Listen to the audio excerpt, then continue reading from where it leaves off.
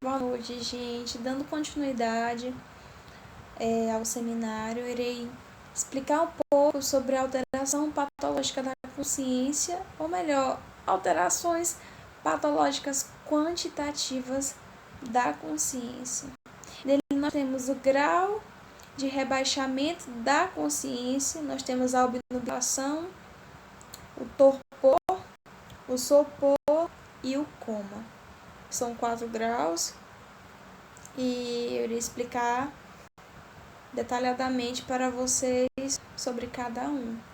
Mas em geral a gente percebe que os grupos, o grupo diagnóstico, eles trazem dentro da sua categorização uma amplitude de ação, ou seja, uma forma que seja possível, através do olhar clínico, um olhar minucioso, eles adentrarem, eles observarem em qual grupo se encaixa um combinado de sinais e sintomas. E isso ele pode ser observado através das alterações psíquicas. Dentro da consciência, as características de consciência, nós temos o estado de estar desperto, de estar acordado, estar lúcido, você ter noção do que você está fazendo, tomando a decisão que você está tomando, em ciência dos seus deveres éticos perante a sociedade. E aí partiremos para os graus de rebaixamento da consciência. O primeiro grau, que é a obnubilação, ele é chamada de turvação da consciência. Por quê? Porque o rebaixamento da consciência em grau leve, ele vai de grau leve a moderado. Essas características desse primeiro grau, que é a obnubilação, a diminuição do grau de clareza do indivíduo, ou seja, a diminuição do grau de clareza do sensório da pessoa, do sujeito, a lentidão da compreensão, a pessoa demora, é muito lenta para ter compreensão, a dificuldade da pessoa se concentrar, de se integrar, de integrar informações sensoriais vinda do próprio ambiente em que ele está inserido. Esse é o grau mais leve, que é a obnubilação. O segundo grau, que é o torpor, ele é um grau mais acentuado, digamos assim. Ele é mais acentuado por quê? Porque ele é de rebaixamento da consciência. Ele é mais acentuado porque o paciente ele vai se mostrar evidentemente sonolento, muito sonolento. Ele vai responder, no caso, se ele for chamado somente de forma enérgica. A pessoa, um exemplo, a pessoa dá um grito em cima dele, fulano, ele responde da mesma forma, enérgico, mas logo após isso ele volta ao estado de sonolência novamente. E aí, de acordo com o nosso querido Paulo Dal Galarrondo, ele vai nos dizer que essas respostas aos estímulos que são externos, ela é mais curta do que nos estados de obnubilação. Por quê? Ainda conforme o nosso querido Paulo Dal Galarrondo fala, na obnubilação e no torpor, o paciente ele vai poder expressar traços de crítica e características que não estarão mais presentes nos estágios posteriores, os nossos dois últimos estágios, que é o senso, que é o sopor, e o coma, que neles dois, o pudor e a crítica da situação, elas são características que não estarão mais presentes. Bom, vamos lá para o terceiro grau, que é o sopor. Que sopor é o estado de marcante e profunda turvação da consciência. Suas características são sonolência intensa, incapacidade de reações espontâneas, a pessoa não é espontânea, não tem reações espontâneas, a inibição da psicomotricidade, ou seja, dos movimentos. O paciente ele só pode ser despertado por estímulo enérgico, mas sobretudo de natureza dolorosa, ou seja, que ele pode desencadear faces de dor e gesticulação de defesa, nesse terceiro grau. E no último grau, que é o quarto grau, nós temos o coma, dentro dos graus de rebaixamento da consciência, que esse é o mais profundo, porque ele é a perda completa da consciência. Não é possível nenhuma atividade voluntária do consciente. Nessas características do quarto grau do coma, tem a ausência de qualquer indício de consciência. Os movimentos eles são oculares errantes com desvios de lentidão e aleatórios. Tem o nistagmo, que esse nistagmo é só a pessoa movimentando os olhos para um lado, para o outro, para cima, para baixo. E tem também os transtornos do olhar conjugado. Tem a anormalidade de reflexos oculocefálicos, que esse reflexo oculocefálico é que nem aquela cabeça de boneco, mas pensa como cabeça de boneca. E o oculovestibular, que é a ausência de reflexo de acomodação. Esse coma, ele possui alguns graus de intensidade, que são eles semicoma, o coma superficial, o coma profundo e o coma dépassé. Continuando, ele fala também sobre as perdas abruptas da consciência. Nessas perdas abruptas da consciência, vai nos dizer que vários fatores e condições médicas, psicopatológicas, eles podem produzir a perda abrupta da consciência. Essa perda ela pode ser causada por fatores emocionais, neurofuncionais ou orgânicos de diversas naturezas. Eles podem também rapidamente podem ser reversíveis ou irreversíveis. Eles podem indicar quadros orgânicos mais graves. As perdas abruptas transitórias, elas duram geralmente segundos a minutos da consciência e recebem várias denominações médicas e populares. E aí, dentro deles, nós temos a lipotimia. Essa lipotimia, ela se caracteriza pela perda parcial e rápida da consciência. Ele dura apenas segundos.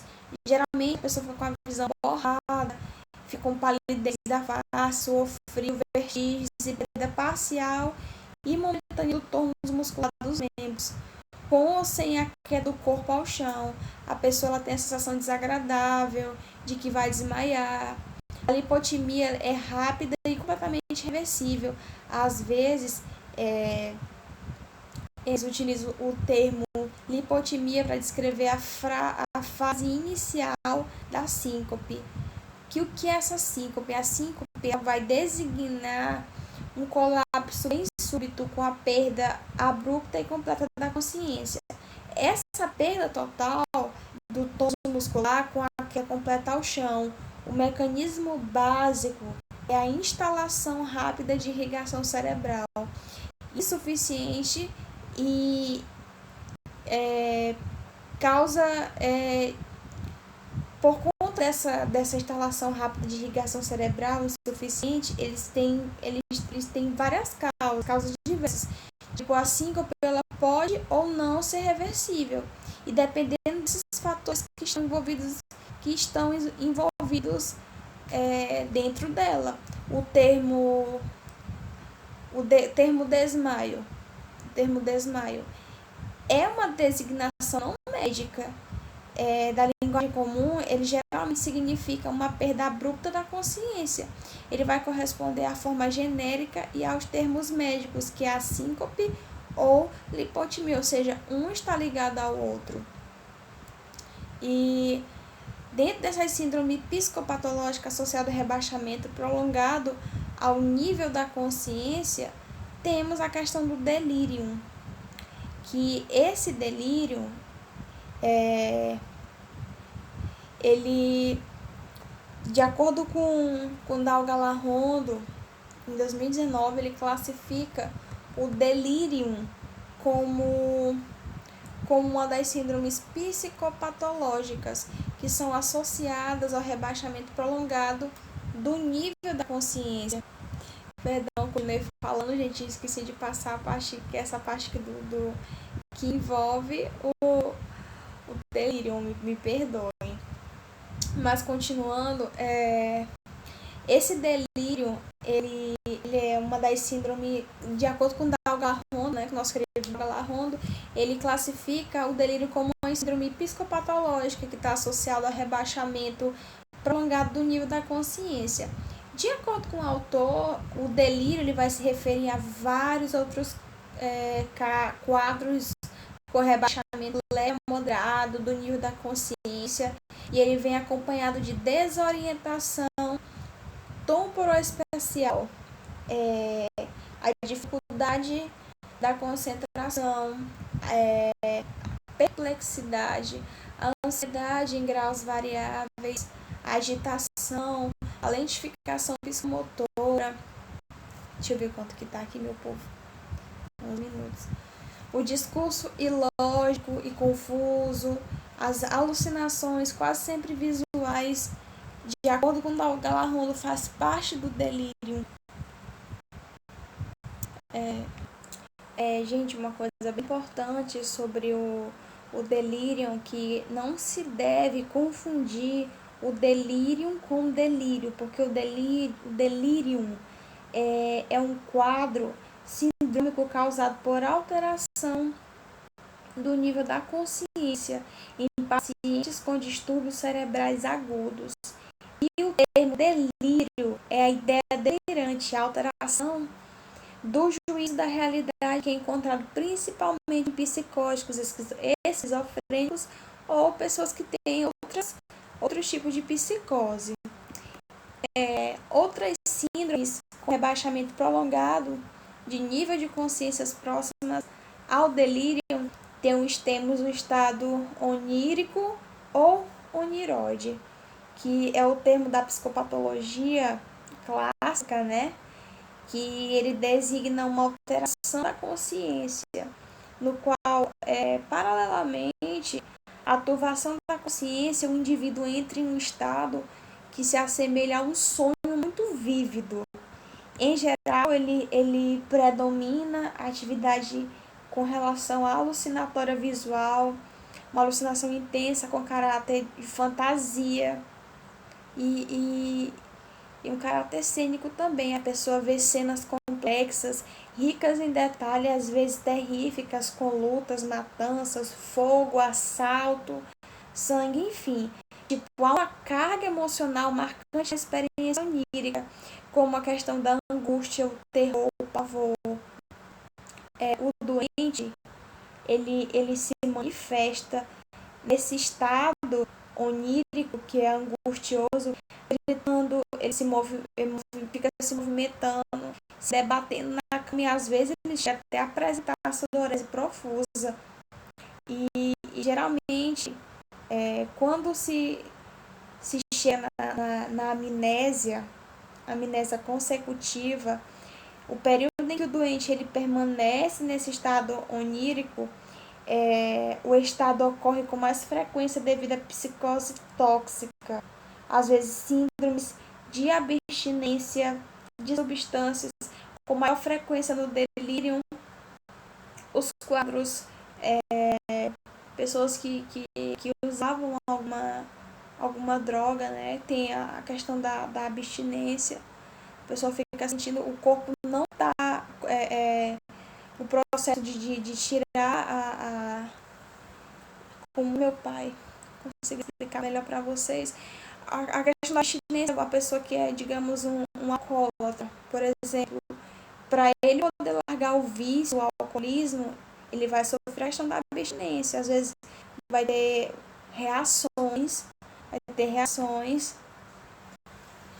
Bom, então ultimamente o último sobre as síndromes psicopatológicas associadas ao rebaixamento prolongado do nível de consciência, do último slide. Esse termo amência, ele era utilizado na psiquiatria clássica de 1890. Ele designava quadros mais ou menos intensos de confusão mental, por rebaixamento de nível de consciência, tinha a questão da excitação psicomotora, ele era marcado por incoerência do pensamento, tinha a perplexidade, os sintomas alucinatórios. E aí, com o aspecto do sonho, que é um neuróide, ele, assim como para o estado onírico, que era o aspecto do sonho, atualmente ele se estendia muito a designar a amência, esse último, como o termo do delírio. Como eu expliquei, o delírio ele é o termo atual que é mais adequado para designar a maior parte das síndromes confusionais agudas. Então, ele comparava esses dois.